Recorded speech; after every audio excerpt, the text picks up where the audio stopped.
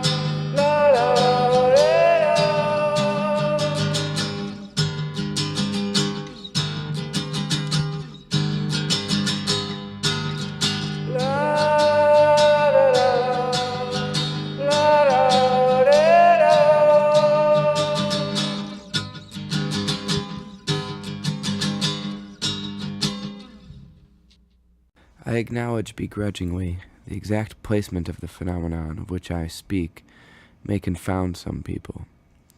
It requires a certain separation or reorientation of the senses that might make some people squeamish by subverting assumptions which these people may not have even recognized the existence of.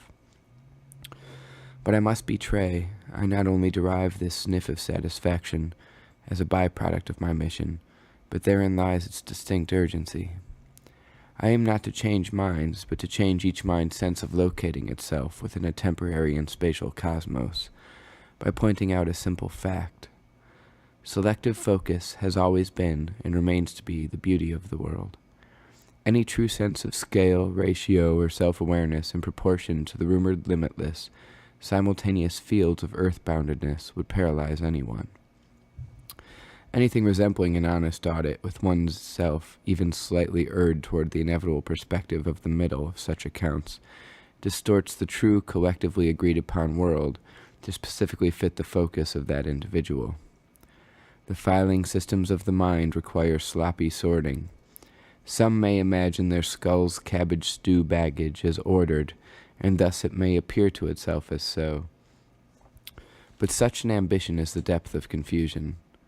Our sense of ourself, itself, depends on this jumbled system, and the distinct blind spot it creates in each individual regarding him or herself. Without the ability to select one's focus, to move between relative scales of self-awareness, one could never recognize beauty, and it would be in the terms of that one as if the beauty did not exist. It would not matter at what level one's focus stuck. Bliss and boredom would blur if one could not shuttle between them as unique states of awareness. Of course, many would argue that the beauty of the world, and the terrors too for that matter, are external, and that selective focus only allows us to choose to see these or not, and judge them as we each see fit. I do not imply beauty is not in the vastness to match anyone's wonder, or the details of each smallest unit of division. This assumption may suit one fine in life's more crowded hours, but the quiet hours always return, and it is in these hours that such a design fails to account for the complexity of all the holographic dioramas we inhabit. Take, for example, the case of the young boy forced out to the pitcher's mound by circumstance alone on a sun-drenched Saturday afternoon many springtimes ago. The exquisite humiliation. The boy is not a pitcher. He contributes well enough to his team, hits consistently ho-hum enough to bat at the top of the order, and gets around the bases good when he gets on. But he plays center field. The kid is not a pitcher. But on this day, a rare number of absences imposed this role upon him. Through the sixth inning, the boy's shadow stretched longer across the outfield, and the opposition hits through its order. The coach possibly regrets choosing not to forfeit upon arrival. The field was the centerpiece of the Park District's newly rehabbed complex, which was itself the hub of all local politics and culture. It stood closest to the newly expanded parking lot, and straight below the concession stand. Hot dogs and yellow nachos, headache blue ice or ice cream treats, a panorama of candy bars, and syrupy fountain sodas kept everyone sauntering back to the small trailer. And next to the trailer was the playground, chains to climb, and slides of various styles and sizes. Wooden platforms of differing heights, wrapped in rubber around the edges, as open to potential as whatever stunts a boy may invent. Games played here were framed in a way those played on the other fields were not.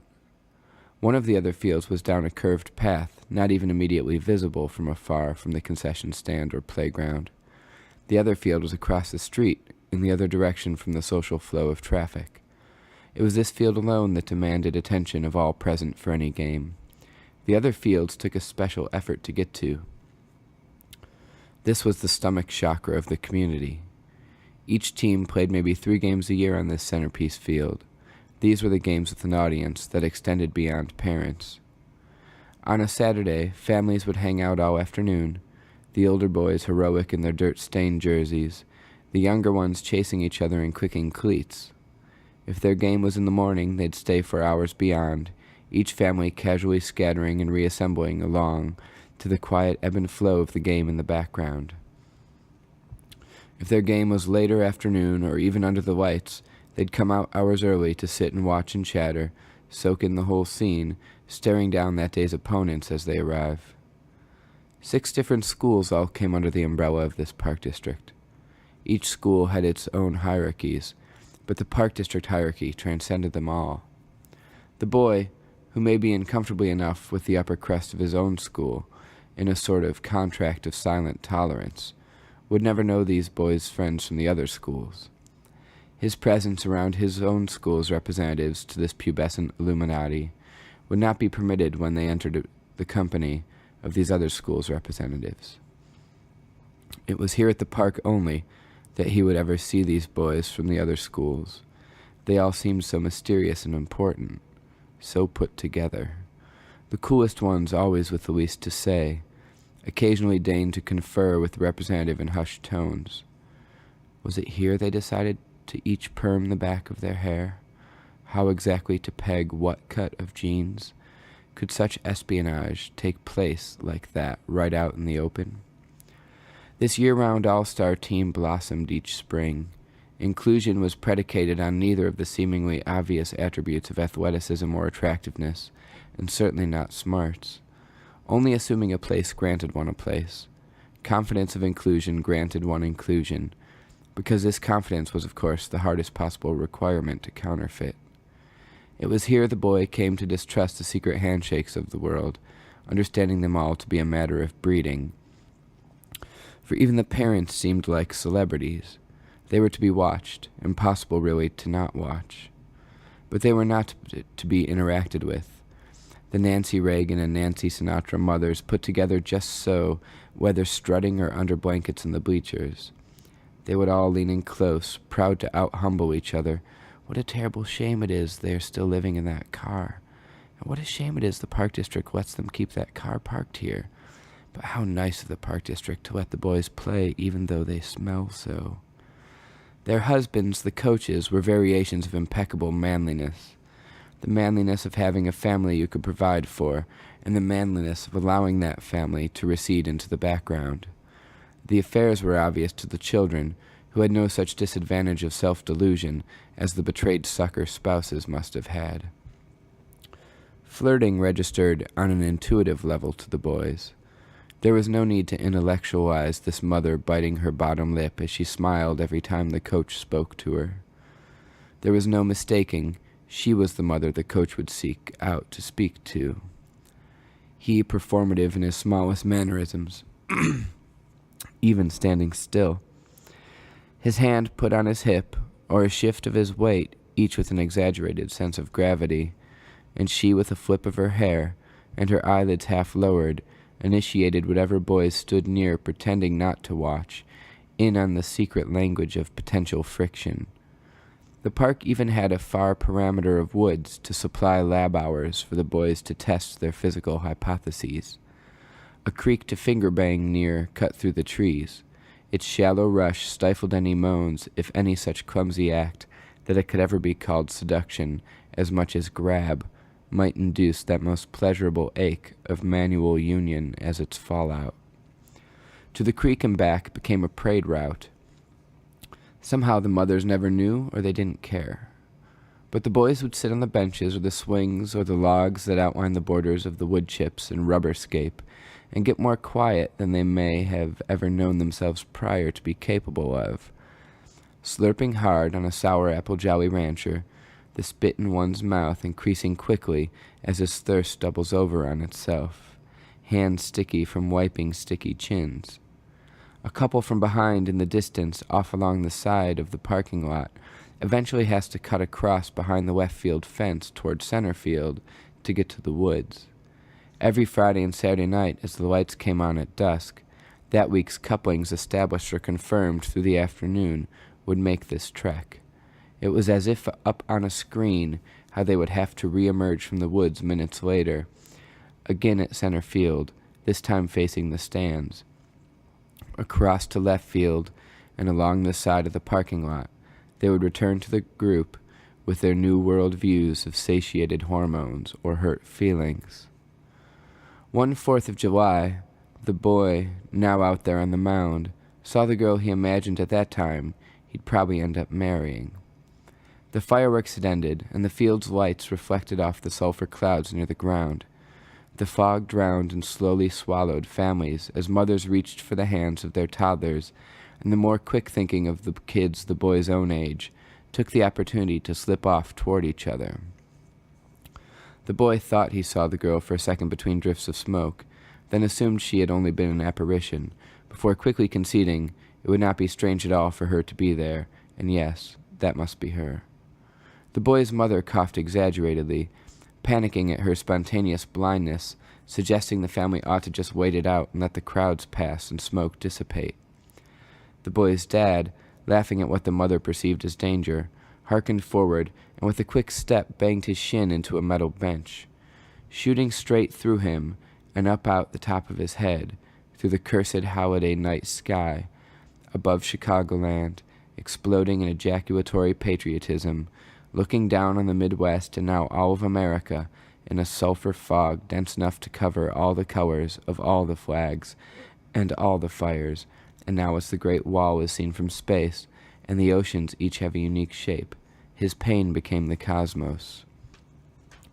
The mother recognized the girl through fog, and the boy's bones grew brittle with embarrassment.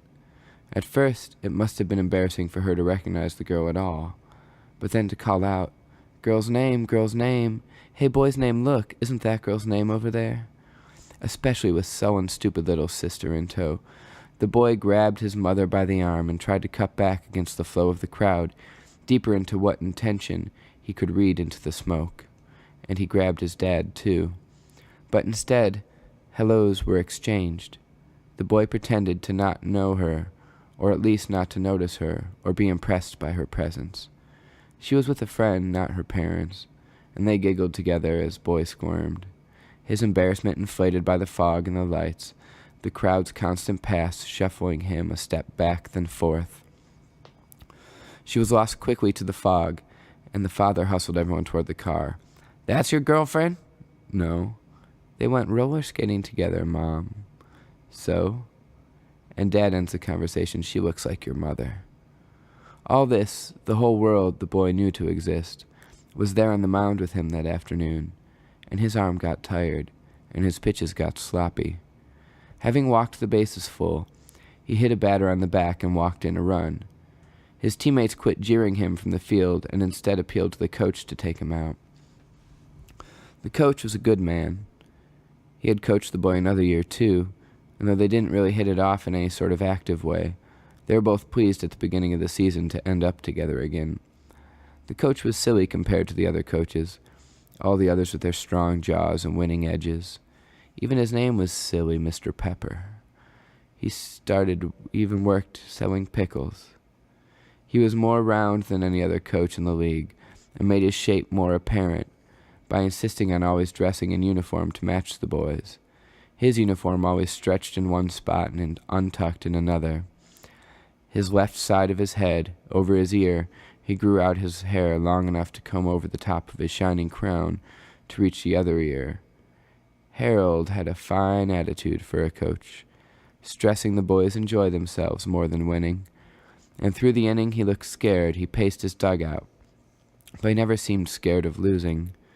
Ignoring the grumbles of the rest of his team, he seemed miserable for what this kid on the mound was going through. He tried to give him encouraging, "you can do it" type fists, and never suggested any wavering of solidarity. The clenched fist of encouragement from the coach settled the kid's stomach for a second. "Take a deep breath, just relax," the coach yelled out to the mound, and the kid took a step back and readjusted his hat on his head. He did take a deep breath, and it felt very satisfying to do so. He wondered if maybe he hadn't breathed in half an hour. He looked around. There's Mom, Dad. He stepped back up and put the outside of his right foot against the rubber. He breathed deep again, and everything melted away but the catcher's open glove.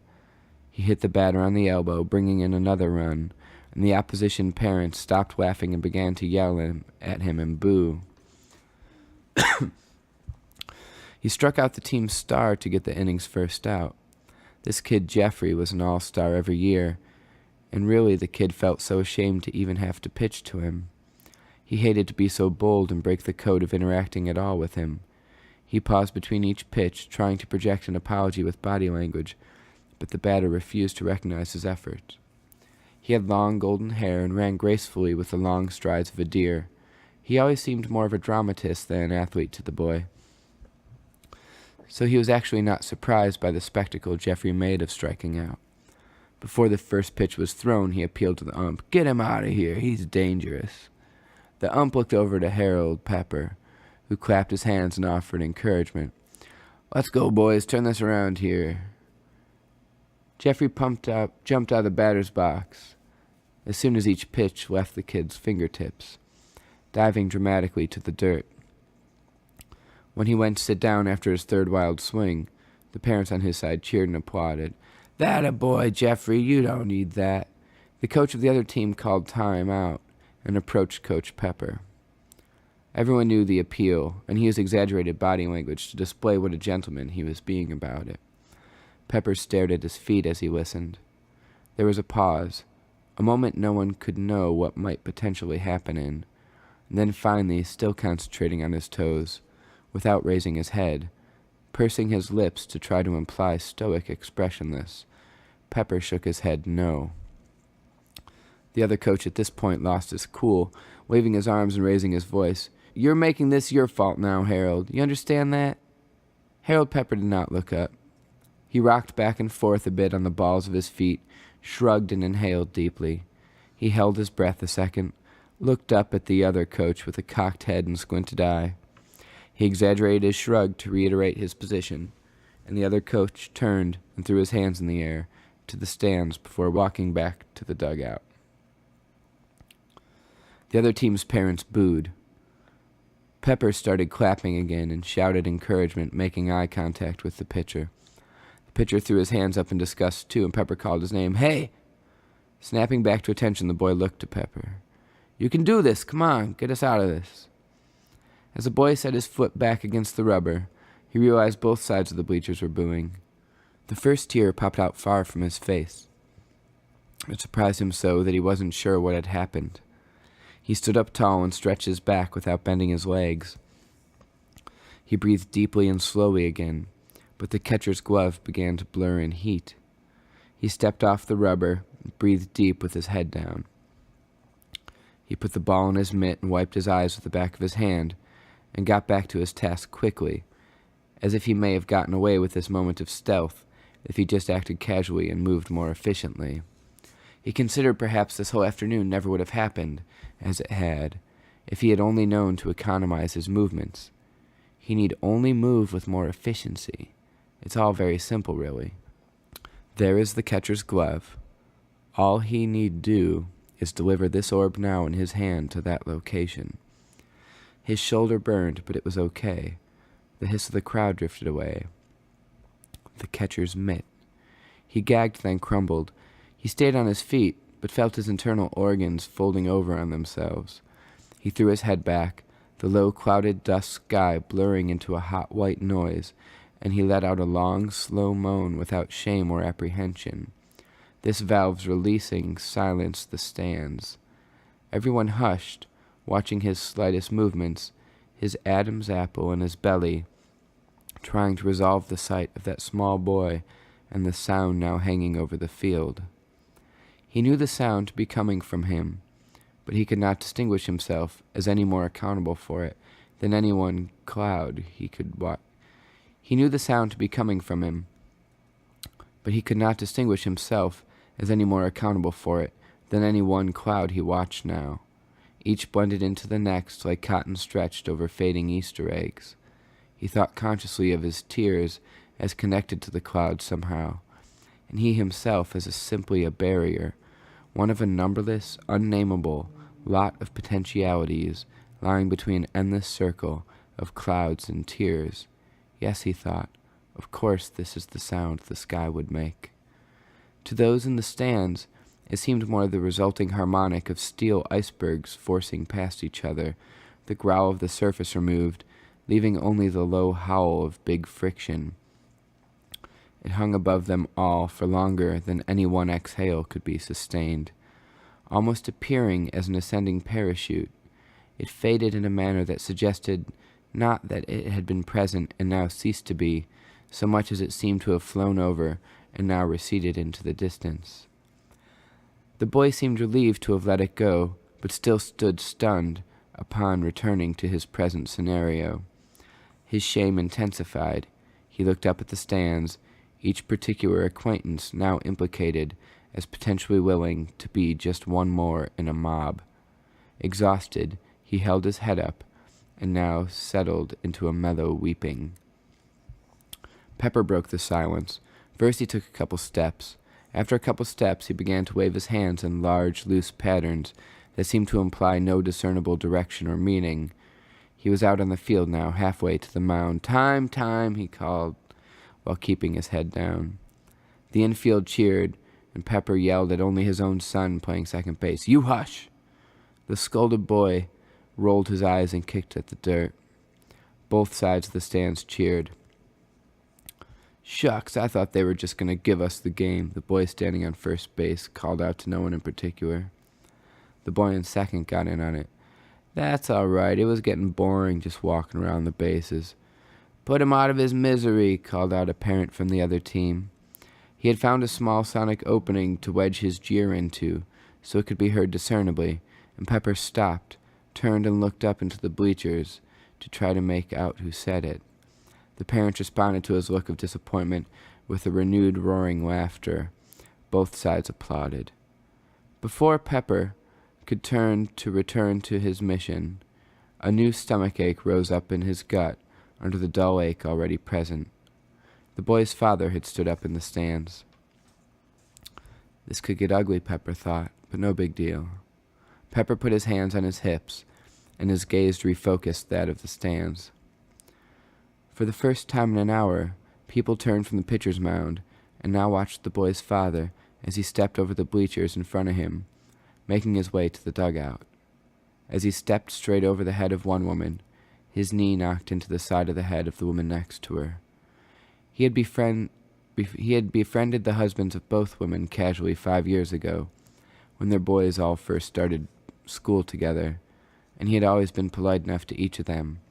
Now he didn't seem to notice as one yelled at him while the other hit him on the arm.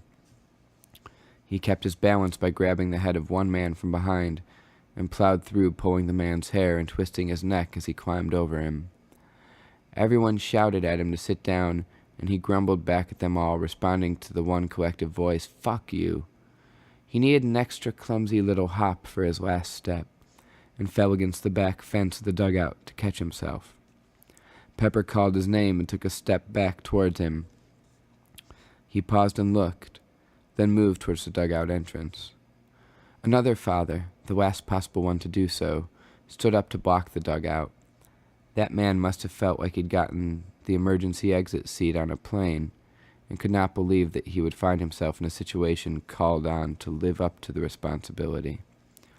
The men stood chest to chest, looking into each other's eyes. The stands fell silent again. "Just hold on here, okay? Let's think about this." But his response came in flared nostrils, a heaving chest, and squinted eyes.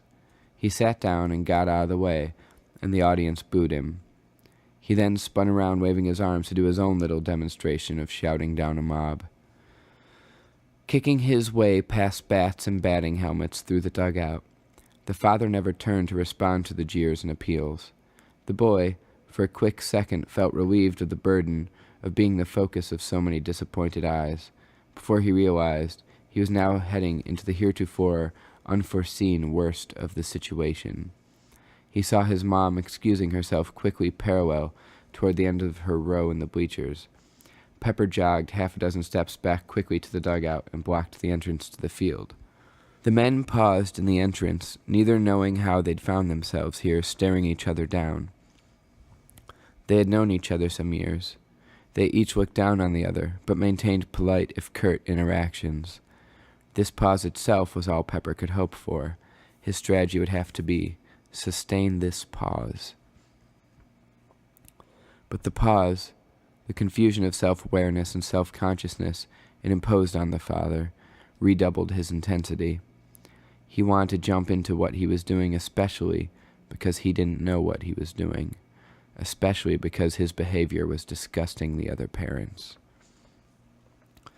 So when Pepper blew it and bookended the moment by uttering anything at all, quietly, "Name," he pushed. Out on a farm, to be the oldest son, with 3 sisters ahead of you, makes for a conflicted sense of entitlement and confinement. Certain burdens, the castration of the pigs, maintenance of the machines, might garner privileges in theory, but it took a puffed-up performative effort to make the sisters acknowledge, "Okay, little man, all that running around makes you a man now." Who wouldn't have learned young to drink and wrestle? Who wouldn't have run far fast? There's the queer priest pinching your ass and demanding strange tests of physical endurance in private after practice. And there's your dad who'd hit you with a rusty chain if you confided with any detail that the priest made you feel funny. So fuck it. You run. You work the gray scale of rape through college. You work at feeling at home, working at shouting down the disease of home. You whoop and shout. Most importantly, whooping and shouting. And anyone in any situation that looks at you sideways is a stuck-up cunt and just makes you want to whoop and shout more. You've seen the fake piety, the self-righteousness, the sincere and the falsely kind. Having seen it, you can now see through it. But eventually, despite no conscious effort on your part, you've somehow designed the same life around you as a young man alone in the big city. Your crudity has been maintained, saved at any expense. But those who fail to recognize this bawdiness as the true and final sign of humility, and those who fail to recognize humility as the ultimate virtue to strive great lengths and take great pride in realizing, have somehow caught up with and surrounded you again. To be ribald may be a shortcut to humility, requiring less discipline than the long way around. But the intention still is true, and it is this intention your new young bride has failed to recognize. Her manners demand less whooping, less shouting. She may not even speak up for herself, and instead say it all in a cockeyed smile, but that just makes it worse. And the boys your sons have turned out to be, spoiled little girls who don't appreciate you or your work. They don't understand why you have to be gone all the time, earning money for them to burn through. Their toys don't allow them to appreciate any one of them. Their piles of toys don't allow them to appreciate any one toy. You'll play catch. You'll take them skiing a week each winter, teach them wide turns, and sit in silence on the chairlift, looking out over the trees below. You'll sit poolside, careful not to get your cigarette wet, after a hike across a rickety bridge by the cabin you'll rent a week each winter. You'll teach them how to throw. You'll throw them under your legs and snap them back and up into the air, dancing to Chuck Berry in your socks on the slippery kitchen tile. You'll tolerate their friends, even if this one's a sissy, and cheer on their hobbies, even if this one makes sissies. You'll coach their teams at times, not because it's something you are suited to do, but you will do it. Baseball, basketball, football. You will suffer the other coaches and their sons, the gravity with which they all approach even their attempts at being cool or casual. You will explain milking pussies, the clumsiness of all attempts at camaraderie. You cannot explain. You will be a great chief of the Indian guides and wear a feather and make silly Indian crafts and lead silly prayers. When your boy mistakes a toboggan run for a poorly designed slide in the woods and scoots himself slowly down on it, you will throw him over your knee and remove 100 splinters from his tender butt while holding a cigarette in your mouth and not losing a beat in your conversation with the men sitting in a circle on the lower bunks. You'll take your boys to the bar with you, driving home from the games on weekend afternoons. You'll disguise the drives as anything but let's go to the club. You'd hand them kitty cocktails and some quarters to last a minute at most on the arcade games. You'd turn to the card game. You'd leave them to sit at the fish tank. They'd study the colors in constant patternless motion, wonder at the silence of the fish, find the patterns in the water, and trace them back to small motors. They'd smell the fish food, worry with deep sincerity how it is a fish can eat itself to death. They'd study the diver at the bottom of the pool and the buried plastic treasure he's eternally on the cusp of retrieving. Study the bubbles. They'd suffer over the fish's aloof stare. Can't it respond in any way to my giant smile up against its world's glass wall? Or when it reaches the end of its world, maybe it sees only its own reflection. This is where the boy learned to be quiet for long periods of time. These afternoons, as the little accomplice or sidekick, never sure what to do. Always just watching, blowing everything he tried until he eventually figured out the trick is in not trying. So maybe it's the same kind of self-preservation that floods the body with blind shock after a car accident, or when one slices a finger open and peeks in deep before they even think not to. But the boy would never know what happened after seeing his dad push Harold Pepper down on the field that day. He stood on the mound. He stood on the mound, saw his mom running down the aisle toward the dugout, heard the screams of every shade of protest. Maybe the game ended at that moment. Maybe all that afternoon's games were called. All the adults had to look at themselves again, a little more closely through the perspective of this man running out to the field, and decided the whole design was too disgusting to go on with for the day. Maybe someone else ended up pitching. Maybe the field was flooded with parents worried for their son's well-being, and all the fathers rumbled as the mothers swept up their children. The boy would never know what happened, because he left somehow immediately. Ascension or dissolution. A long walk to the car with his parents through hissing and staring strangers staying out of their way. It doesn't matter, and the drive home, at home, and later returning to the team don't matter. When this man dies, the boy, now a man himself, with his own wife and his own drinking, potentially problematic, as it begins to shake itself awake from whatever molecular cave in him it had lain slumbering dormant, the father will die youngish and suddenly. 61. Not young, but young to die. He just fell over in his pajamas in his kitchen while throwing some ice in a tumbler early one evening. Such a death caused he himself no more pain than it indulged anyone else, in even a moment's notice to settle any accounts of any throat-swelling variety.